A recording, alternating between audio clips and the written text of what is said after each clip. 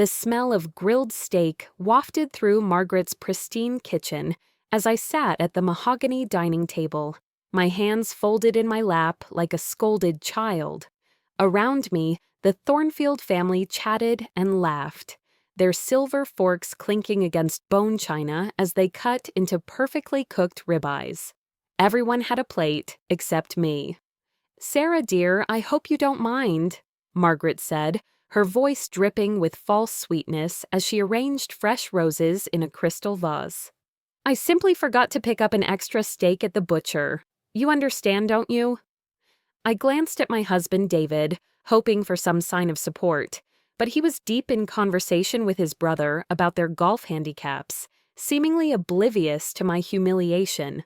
This wasn't the first time Margaret had forgotten about me, but it was certainly the most blatant. "Of course," I managed, forcing a smile. "I'm not very hungry anyway." Margaret's lips curled into what could charitably be called a smile.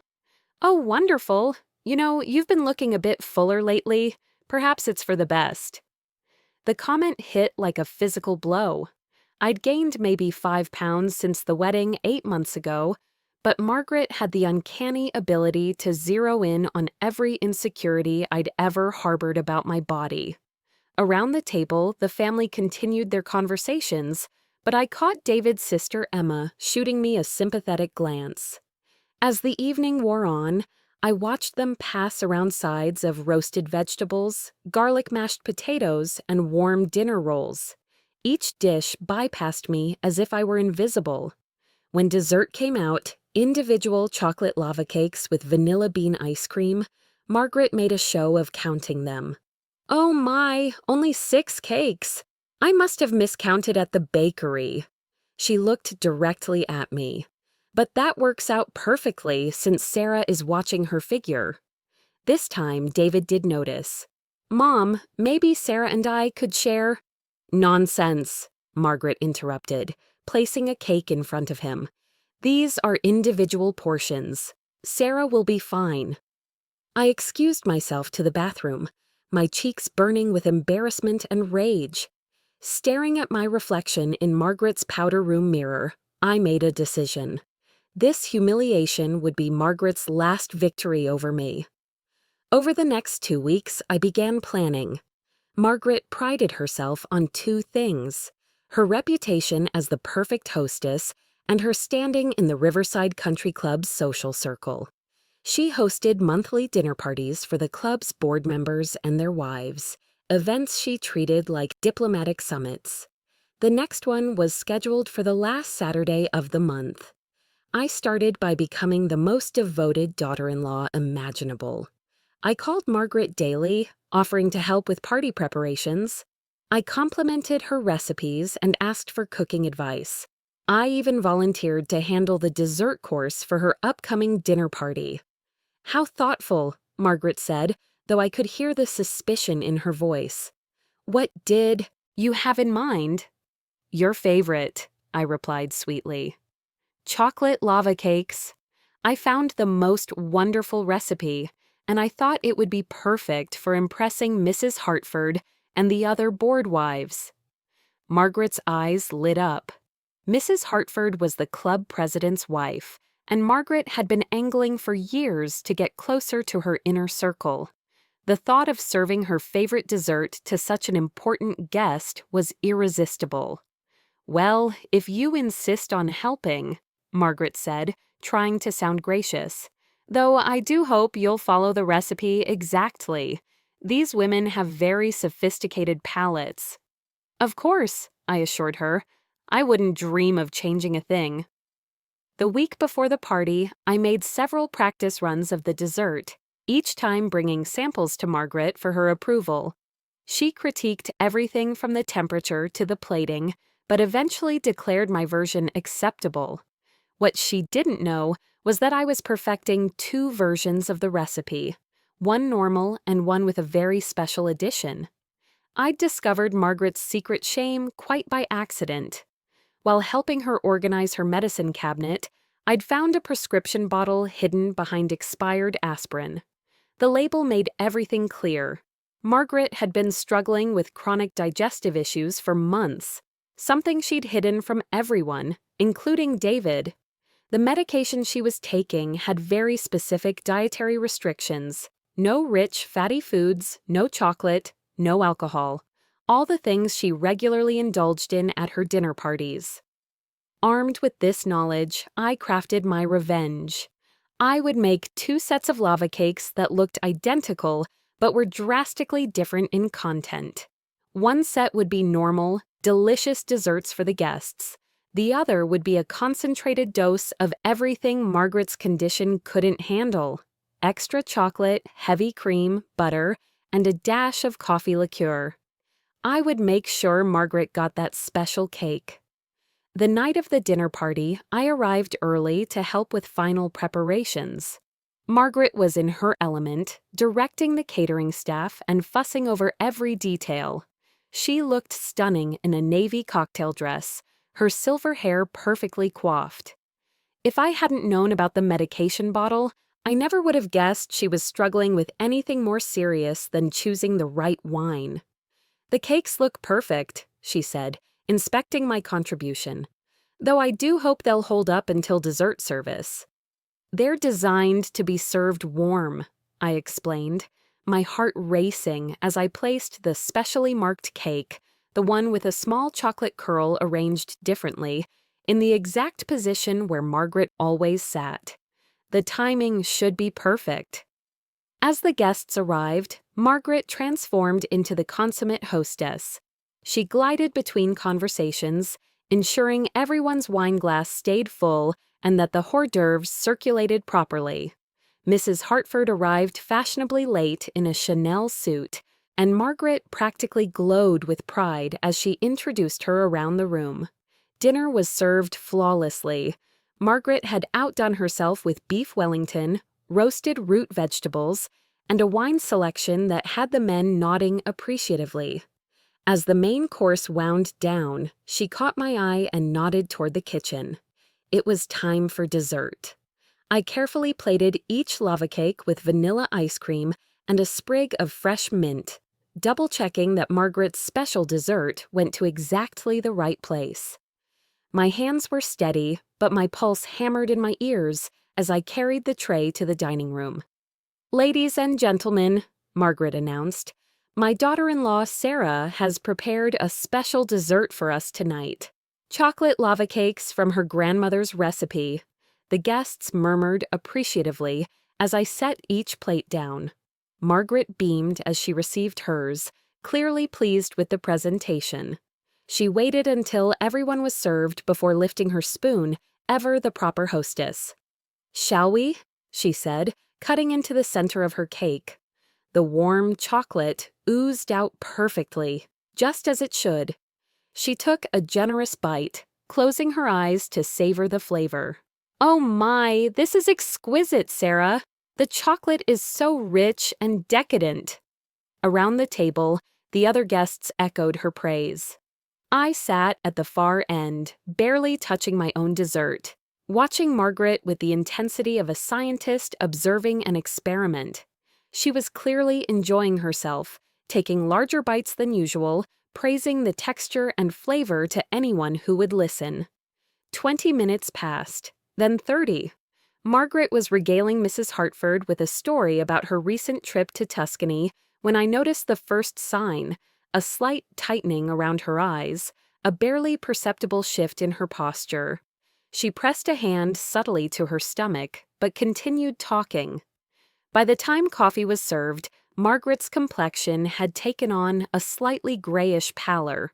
She excused herself once to freshen up, returning with more powder and lipstick, but unable to completely mask the discomfort that was clearly building. She was a trooper, I had to give her that, continuing to play the perfect hostess even as her condition worsened. The evening began to wind down around 10 o'clock. Guests started making their departure noises, complimenting the meal and promising to call soon. Mrs. Hartford made a particular point of praising the dessert, asking Margaret for the recipe. "Oh, it's actually Sarah's family recipe," Margaret said through what was obviously a forced smile. I'm sure she'd be happy to share it. How generous of you to let your daughter-in-law shine, Mrs. Hartford replied. It shows such confidence in your own abilities as a hostess. As the last guest left, Margaret practically collapsed into her favorite armchair. David was in the kitchen helping load the dishwasher, leaving us alone for the first time all evening. Thank you for your help tonight, Margaret said, her voice strained. The dessert was very rich. I'm so glad you enjoyed it, I replied, my own voice steady and innocent. I made sure to follow your instructions exactly. You did say Mrs. Hartford and the other ladies had sophisticated palates. Margaret studied my face for a moment, and I saw something flicker in her eyes, suspicion perhaps, or the first hint that she was beginning to understand what had happened. But she was too proud, too committed to maintaining her facade, to say anything directly. Yes, well, perhaps next time we might try something a bit lighter, she managed. Of course, I agreed. I only want to make you happy. Over the next few days, Margaret avoided me entirely. She didn't call with her usual criticisms or suggestions for how I might better serve her son. David mentioned that his mother seemed to be under the weather, nothing serious, but she was keeping a low profile. I played the concerned daughter-in-law perfectly, offering to bring soup or run errands, all of which were politely declined. 2 weeks later, Emma called me. I don't know what happened at Mom's dinner party, but she's been different ever since. Less imperious, I guess.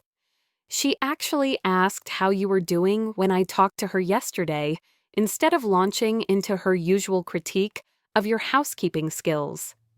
I feigned innocence. Maybe she's just feeling better about our relationship. I've really been trying to be more supportive. Whatever you did, keep doing it, Emma laughed. It's the first time in years she hasn't complained about one of David's girlfriends or wives for more than a week. The real test came at the next family dinner 3 weeks later. I walked into Margaret's dining room with my stomach in knots, unsure whether she'd figured out what I'd done or if she was planning some elaborate retaliation. But when she greeted me at the door, something had fundamentally changed. "Sarah, dear, come in," she said, and for the first time since I'd known her, her warmth seemed genuine rather than performative. "I've made your favorite, that herb-crusted salmon you mentioned loving." I stared at her in shock. In 8 months of family dinners, she'd never once asked what I preferred to eat, let alone prepared it. "That's very thoughtful of you." "Well, your family," she said simply. I should have been more considerate before. Throughout dinner, Margaret made sure my plate was full, my wine glass never empty. She asked about my work, my friends, my opinions on books she'd been reading. It was like dining with an entirely different person. When dessert came out, a light fruit tart instead of her usual heavy confections, she served me first. "I've been trying to eat a bit lighter lately," she explained when David commented on the change. "My doctor suggested it might help with some minor health issues. Nothing serious, of course, but at my age, it's wise to be cautious." Later, as we helped clear the dishes, Margaret pulled me aside in the kitchen. "Sarah," she said quietly, "I owe you an apology. I haven't been as welcoming as I should have been. You're David's wife, which makes you my daughter, and I haven't treated you as such." I studied her face, looking for signs of deception or manipulation, but found only sincerity and perhaps a touch of embarrassment. "We all have adjustments to make when families grow," I replied carefully. "Yes, but some of us should know better." She paused, choosing her words with unusual care. "I've been thinking a lot lately about what kind of legacy I want to leave, what kind of family I want us to be. I hope you'll give me another chance to get it right." As I drove home that night, I reflected on what had transpired. My revenge had been perfect, swift, untraceable, and precisely calibrated to teach Margaret a lesson without causing any lasting harm. She'd experienced exactly the kind of discomfort and humiliation she'd been inflicting on me, and it had apparently given her perspective on her own behavior. But more than that, it had changed our relationship fundamentally. Margaret's newfound respect for me wasn't built on fear. She had no idea what I'd done, but on what she perceived as my grace under pressure and my willingness to contribute to family gatherings despite her previous treatment of me. In her mind, I'd proven myself worthy of inclusion through patience and kindness, never knowing that I'd actually claimed my place through calculated retribution. 6 months later, Margaret and I had developed what could honestly be called a friendship. She still had her moments of imperious behavior. Leopards don't completely change their spots, but she treated me as an equal member of the family. She asked my opinion on everything from redecorating her living room to planning David's surprise birthday party.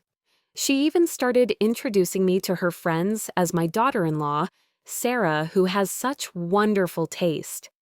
The only remnant of our former dynamic was an occasional glint in her eye when she looked at me, as if she suspected there was more to me than the accommodating woman I appeared to be. But she never asked, and I never told. Some victories are best left unacknowledged, their power residing in the change they create rather than the credit they earn. Looking back, I realized that my carefully planned revenge had accomplished something I never expected. It had earned Margaret's respect, not through submission or appeasement, but by demonstrating that I was every bit as formidable as she was, just more subtle about it. She'd underestimated me once, and while she might not consciously remember the lesson, she would never make that mistake again. The chocolate lava cake had been perfect, rich, decadent, and exactly what Margaret deserved. But the sweetest part wasn't the revenge itself. It was watching her discover, week by week, that treating me with kindness and respect was far more rewarding than the petty power games she'd been playing. Sometimes the best revenge isn't just getting even, it's creating a better future for everyone involved, one carefully planned consequence at a time.